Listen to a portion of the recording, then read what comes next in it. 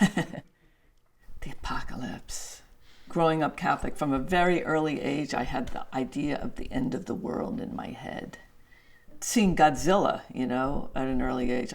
The scientist drops the bomb or whatever it is into the tank full of fish, and the fish just turn to bones. So I absorbed all those things as a kid. It's a lot less fun to write about now than it used to be. Early in my career, there was this almost this kind of nihilist glee, but it's not enjoyable anymore because this isn't fiction anymore,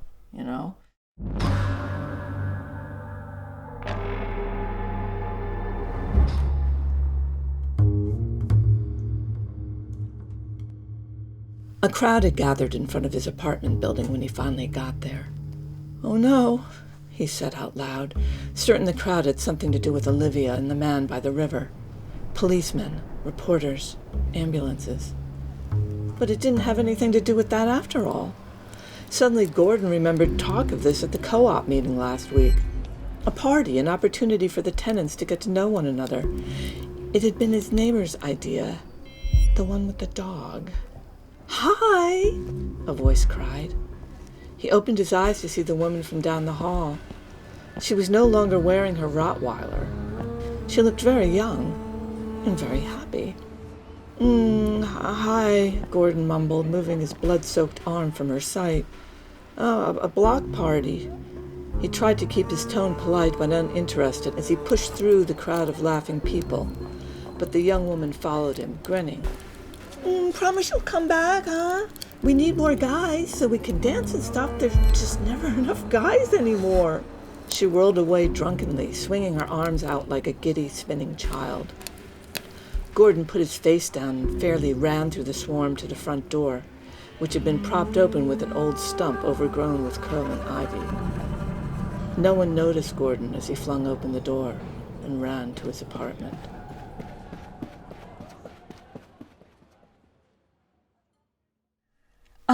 Well, Thule Cottage is where I work and still live sometimes.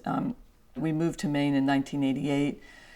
It was a tiny 300 square foot, basically fishing camp shack that I bought in 1990. And it was, like I said, 300 square feet, no running water, no indoor plumbing. It was I think, $39,000.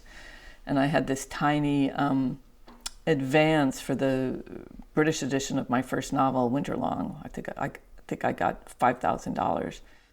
Used that as a down payment, and I got a loan for a mortgage, which was miraculous. When we moved in there, I was 8.5 months pregnant. So when I went to get the mortgage, I was 6 months pregnant. So I never wear dresses, but I put on a dress and everything, and I went in. And so I was the pregnant lady writer, and my agent wrote a letter saying I had great prospects, which was a lie. I mean, seriously, I had no prospects, but I did get the loan.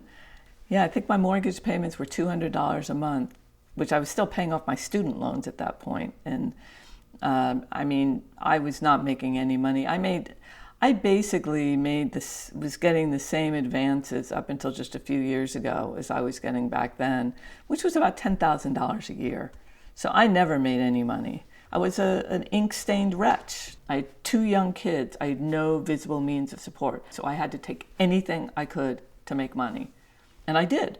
So somebody would ask me to do something, no matter what it was, I would say yes. Friends of mine, they knew that, I was a hustler and I needed work and that I had kids. And so they would, throw work my way. Howard Middlemark, who was now I think he's an agent, but at the time he was an editor for Penthouse Hot Talk. And they did, a sort of quote unquote serious, literary article in every issue. I ended up doing, 4 or 5 of those. I don't go looking them up. I would be mortified. It was basically reading all these writers and, looking for the dirty bits. But they paid $2,000 a pop, which for me back then was a huge amount of money. Obviously, I felt like I'm a serious literary writer because I felt that I was, and I am. But I also felt like it's not beneath me to do Boba Fett because it was fun. My 10-year-old son and my 14-year-old stepson were big Boba Fett fans, and it turned out to be a great gig. And I wrote those 4 Boba Fett juveniles, and that was a huge amount of fun. There's a line, it's on the first page in Generation Lost, when Castnery says, making do. I've never been good at making do.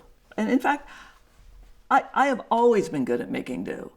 When I was living at Thule Cottage, had no money and very impoverished and 2 children to support and everything else, I made do, and we got by, and it was really hard, and a lot of it wasn't pretty, but we did it. There was a knock at the door. Gordon started as though he'd been asleep. Through the peephole, he saw Olivia, her hair a tangle, a streak of black across one cheek. He wondered how she had gotten into the building, then remembered the chaos outside. Anyone could come in, even a woman who had seemingly just kicked a man to death by the polluted river. Perhaps it was like this all across the city. Perhaps doors that had been locked since the riots had this evening suddenly sprung open. He was not surprised to see the door swing inward to bump against his toe, and Olivia slipped in. She took him by the hand, the one that hurt. "What's happening?" he whispered. Without speaking, she pulled him to the floor beside her, still smiling. As she moved above him, his hand began to bleed again, leaving dark petals across her blouse and arms. The pain was so intense that he moaned, tried in vain to slow her, but she only tightened her grip about his upper arm, tossing her hair back so that it formed a dark haze against the window's milky light. The blouse slipped from her shoulder, and you could see the scars there, the little golden rings against her skin, drops of blood like rain flashing across her throat. Behind her, the moon shone, bloated and sanguine.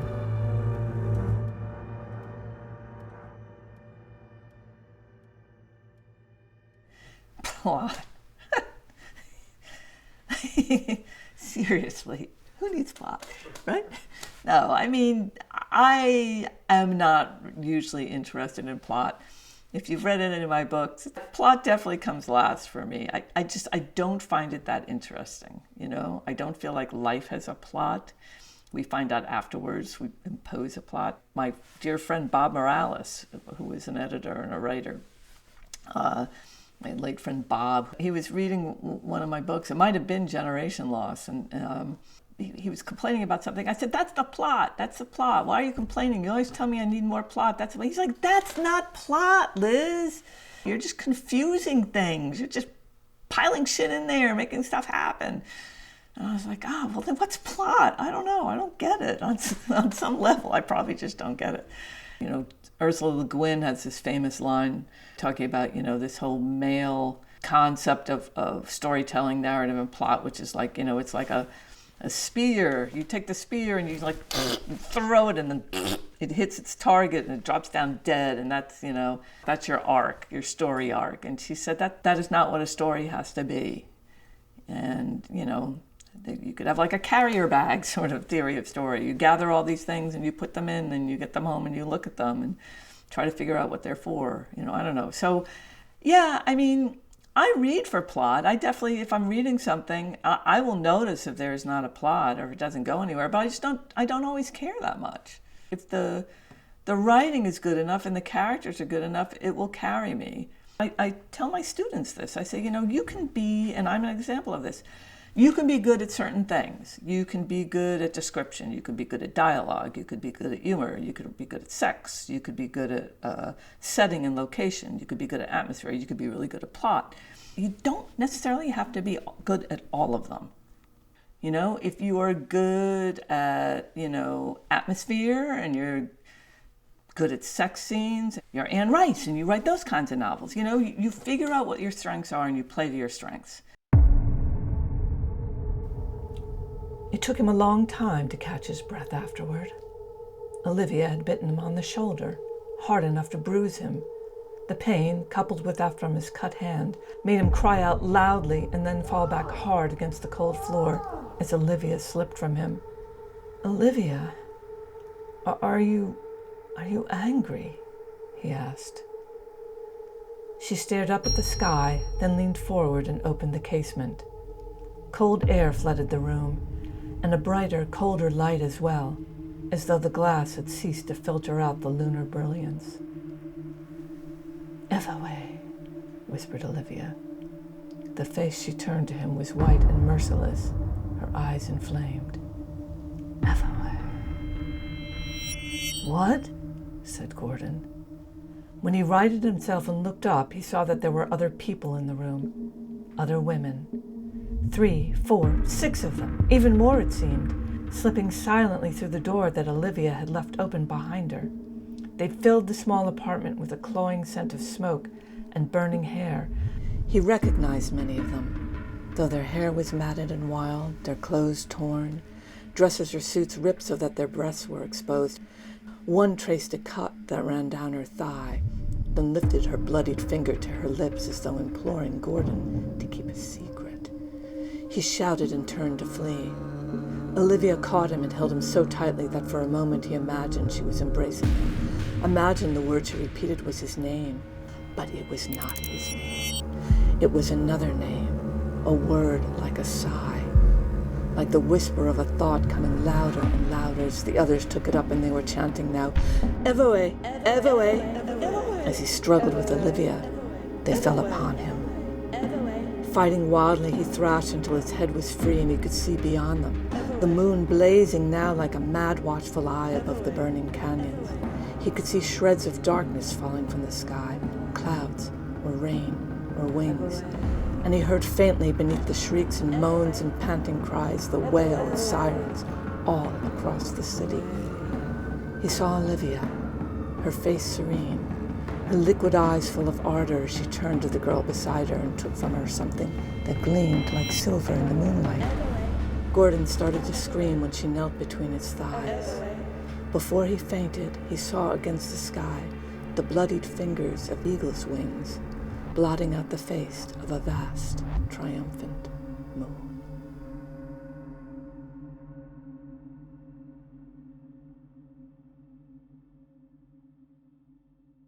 Is there a point to fiction? I don't know. That's like saying, is there a point to a souffle? You know, it tastes good. It's delightful when you're, imbibing it. It's great. I think if there's a point to any fiction, then yeah, there's a point to horror fiction. I genuinely don't think in genre terms. I think if you write a great horror novel, it's probably a great novel. If it's something that's beautiful and it gives you pleasure to read it, and if what you like is to be frightened, in a certain way, then that's the point of that individual horror novel, and it has succeeded in it. This is a quote. I have it at the cottage. 1, it won't get any better. And 2, this is happiness. And I thought, yeah, that kind of sends it all.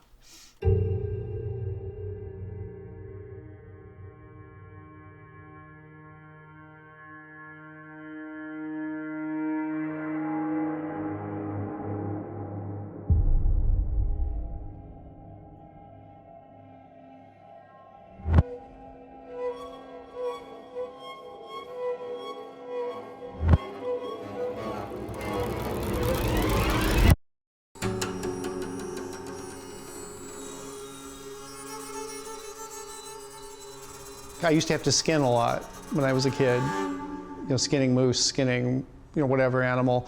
And you get blood on the handle of that knife and it becomes, sometimes you're barely holding on.